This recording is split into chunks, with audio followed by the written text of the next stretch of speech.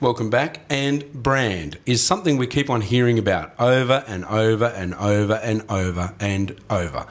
And we sort of go, yeah, whatever. And sometimes we look at it and sometimes we don't. We might have a brief discussion about it and we sort of think it's something to do with logos. Effectively, most of us sort of sit and go, well, that's your brand. Well, that's not quite true. And someone that knows an awful lot about this from brand etiquette is Sharon Atwood. How are you, Sharon?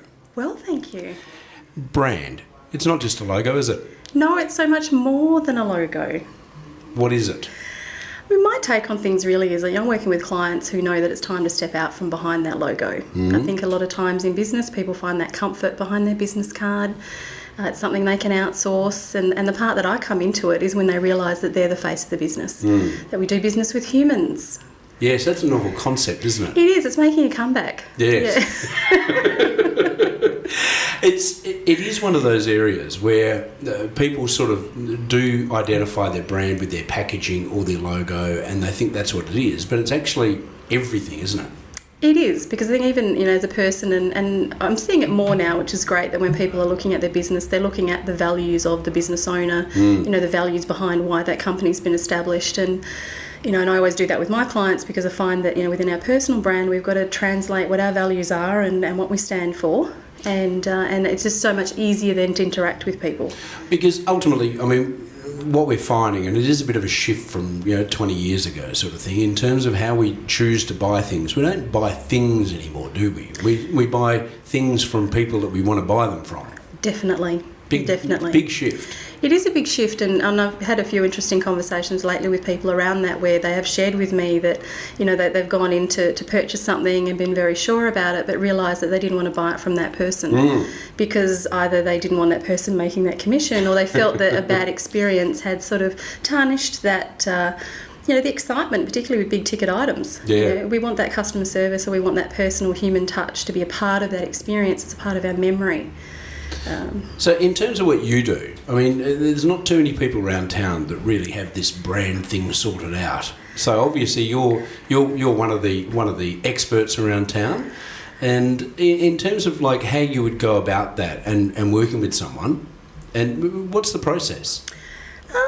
Thank you for that right there. But it is a unique point of view that I bring to things, because it's more than the physical aspects, yes, of how we actually present. But I do have a background in that area, so I can easily work with people around physically how they come across. So we look at rapport building as how it applies with body language, how we actually stand, how we choose to speak to other people, but as well it's the mindset behind that. So it's the way that we think about what we do, and fortunately somewhere along the line, I'm so much older than I think sometimes, but I've got qualifications in brain science and NLP and as a certified performance coach, so we can have that conversation to make sure people have the confidence to carry off, the other parts of the training that we do with them. There's a bit of a dilemma, isn't there, with this whole thing about the person being the brand and being the face of it, when in the same breath we're told quite regularly in business that you need to sort of like try and create a brand that doesn't revolve around one person, because how else do you sell a business, for instance,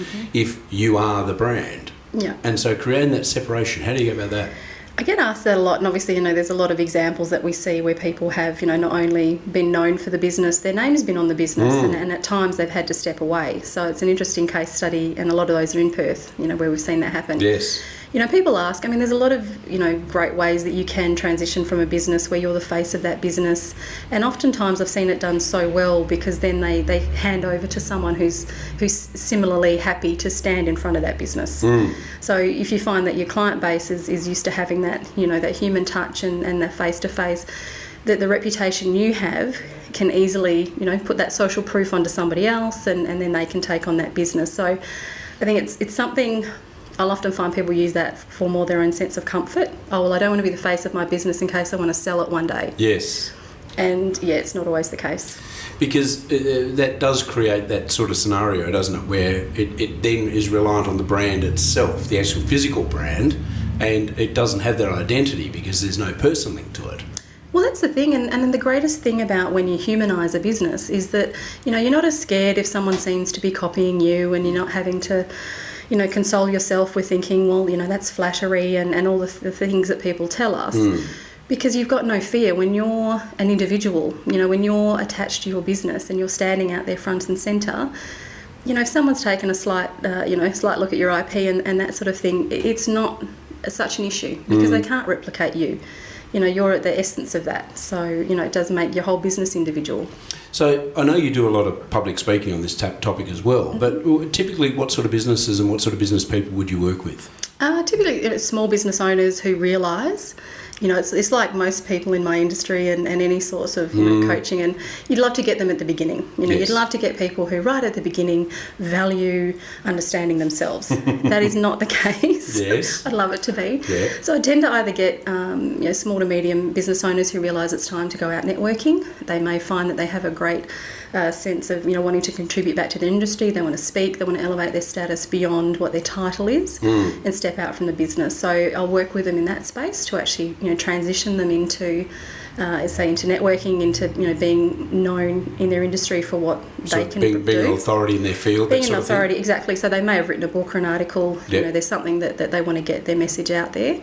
The flip side of that is I will work with some corporate clients around just trying to get their staff back out networking and understanding, again, that they're not just hiding behind this enormous business entity, that they're still dealing face-to-face with clients. That's an interesting position because you don't often think about that, but you're quite right. I mean, particularly in big organisations, you get people who just become numbers and basically, they go to work, they clock off, that's it, that's the end of the sentence. There's no engagement in that regard for them where they're taking sort of ownership, even though it's a big organisation. But you still get the occasional person that sort of takes ownership and is proud to be in their position as an out there and doing all that sort of thing. But then you get others that just go, it's just my job.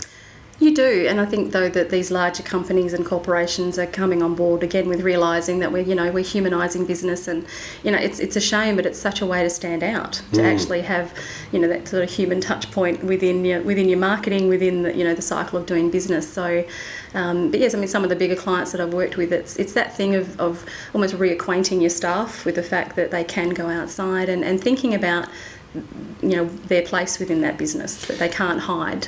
Yes. You touched on some of your background in terms of brain science and various other bits and pieces. How did that play a part in you evolving into the Sharon Atwood that we see today and doing what you do? How did you go, I think that's what I'm going to do? It's interesting because I resisted it for a long time. I actually had 10 years working in a bank. Joined when I was 17 and I thought I'd be there till the day I died. My job went to Melbourne. I did not go to Melbourne and they retrenched me. Right. And it's at that point that I kind of thought, well, what do I really do? A lot of the experience that I had within a large business, it didn't translate to the outside world. So I sort of had a midlife crisis and went and studied beauty therapy and thought I want to get all touchy-feely. Yeah. And I studied that for a year and I worked in retail and did a few things and ended up doing some NLP training and life coach training, and training becomes a bit self-indulgent, so you kind of think, I've got to back this up if I want to keep training. So I started working in that field within personal development. But it was really the fact that people started to ask me to speak on brand, on first impressions, because it was something that I was passionate about, and it's sort of grown to that point now where I'm doing other studies in styling and a lot more around communications. So it's grown to that point, but it took me a long time. A lot of people were saying, you should think about this, or this suits you, or you love this, and then eventually the penny dropped. It did, but it took me a while. Oh well, that's not a bad thing. It means you were actually ready when you did it. I was. Yes. The best way to contact you and have a discussion with you, because I'm sure there's lots of people that sit there and go, I don't really know what my brand is, I don't know where I fit into it, I don't know how to take it to the next level, whatever it may be.